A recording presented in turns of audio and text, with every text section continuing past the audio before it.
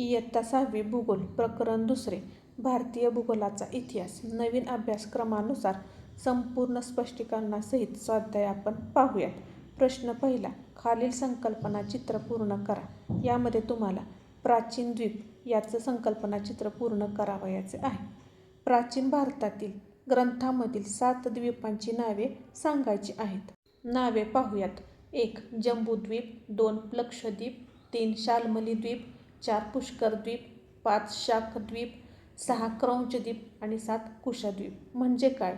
प्राचीन काळात आपल्या भूगोलवैज्ञानिक पृथ्वीवरील जमिनीची 7 भागात विभागणी केली होती.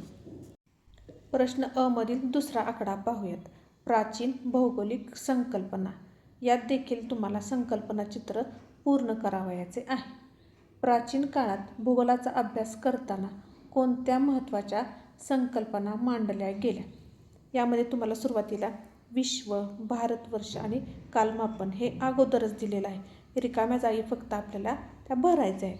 तर पृथ्वी, दिशा आणि द्वीप म्हणजेच काय? तर प्राचीन भारतीय लोक पृथ्वीचाच नव्हे तर वातावरण, दिशा, ग्रहणांसारख्या या नैसर्गिक घटकांचा अभ्यास करत होते. पुढील आकडा. कंसातील योग्य शब्द निवडून खालील विधाने पूर्ण करा. 1. जंबू द्वीपाचा टिंबटिंब खंडात सर्वात जास्त भाग आहे. उत्तर आहे आशिया. दुसरा आकडा. कमळ पुष्पांनी युक्त सरोवराचा भाग म्हणजे टिंबटिंब द्वीप होय. उत्तर आहे पुष्कर. प्रश्न तिसरा. चंद्रग्रहणात टिंबटिंबची छाया चंद्रावर पडते. उत्तर आहे पृथ्वी. ई आकडा. गटातील वेगळा घटक ओळखा. त्यातील पहिला प्रश्न आणि त्यातील ऑप्शन पाहूयात. अ. लक्षद्वीप, ब. जंबूद्वीप, क.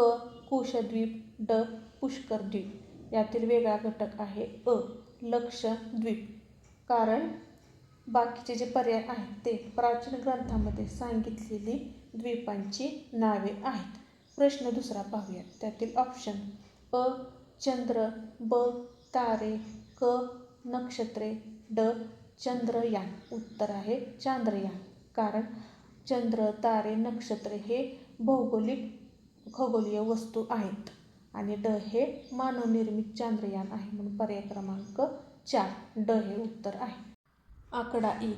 ओळखा पाहू मी कोण. त्यातील प्रश्न पहिला. जांभूळ वृक्ष विपुल असणारा भूभाग.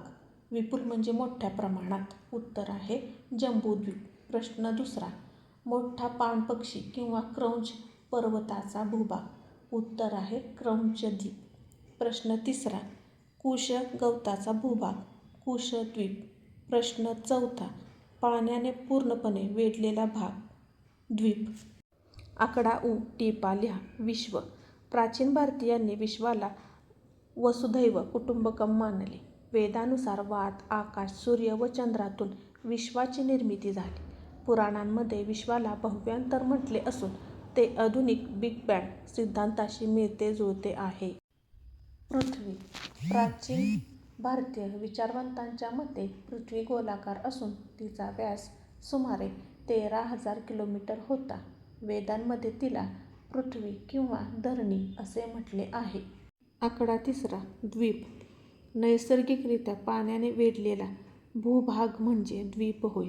प्राचीन काळी ग्रंथांमध्ये सप्तद्वीप म्हणजेच 7 द्वीप असल्याचे वर्णन केलेले आहे. आकडा चौथा. ग्रहण. पृथ्वीची छाया चंद्रावर पडते व ती वर्तुळाकार असते. यावरून पृथ्वी गोलाकार आहे याचे ज्ञान प्राचीन भारतीयांना होते. या काळात सूर्यग्रहण, खंडग्रास, मोक्ष यांसारख्या ग्रहणांविषयीच्या विविध संज्ञा रूढ झाल्या. आकडा उ. दिनदर्शिकेचा वापर करून पुढील कृती पूर्ण करा. तुम्हाला तुमच्या पाठ्यपुस्तकामध्ये एक कृती पूर्ण करण्यासाठी तक्ता दिलेला आहे. त्यामध्ये आकृतीतील आतील रिकाम्या जागांमध्ये ऋतू, महिने व बाहेरील रिकाम्या जागांमध्ये त्या काळातील ऋतू, उत्सव, सण यांची नावे लिहायची आहेत. या ठिकाणी मी तुम्हाला तो आकृतीचा तक्ता पूर्ण करून दिलेला आहे. आकडा ए. आकृती क्रमांक 2.2 प्राचीन द्वीप नकाशाचे निरीक्षण करून खालील प्रश्नांची उत्तरे लिहा. त्यातील पहिला प्रश्न. आफ्रिका खंडात कोणकोणत्या द्वीपांचा समावेश होतो? उत्तर पहा. नकाशाच्या निरीक्षणानुसार आफ्रिका खंडात मुख्यत्वे शाल्मली द्वीप आणि लक्षद्वीप तसेच कुशद्वीपांच्या काही भागाचा समावेश होतो. प्रश्न दुसरा.